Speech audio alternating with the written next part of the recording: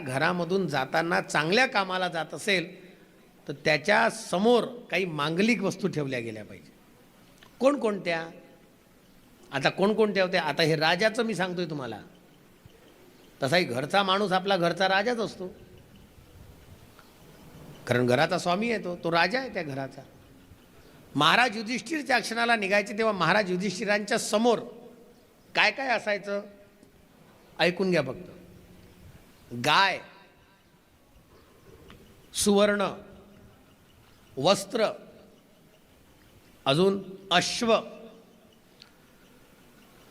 कपाळावर कुंकू, हातामध्ये बांगड्या, अशा युक्त चांगल्या मंगल असणाऱ्या स्वतः शृंगाराने सजलेली पोरगी, कन्या जिला म्हणतात कन्या, ती कन्या असायची. बोंड्या कपाळाची नाही, केस मोकळे झालेली नाही, हातामध्ये बांगड्या नाही अशी नाही.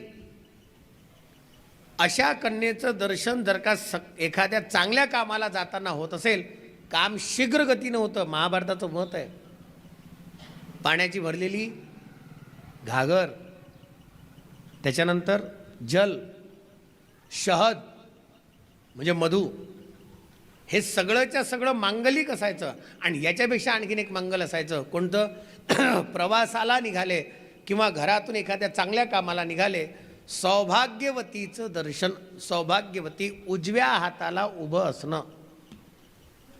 म्हणून जेव्हा केव्हा अजूनही तुम्ही पहा, मी आता आपल्याकडे नाही दिसत ते, पण बऱ्याच ठिकाणी एखाद्या मोठ्या प्रवासाला जर का कोणी निघालं, सौभाग्यवती उजव्या हाताला उभी ठेवायची आणि तिचं दर्शन करून पुढे निघायचं. तो प्रवास मंगलमय व्हायचा, अमंगलाचा नाश व्हायचा.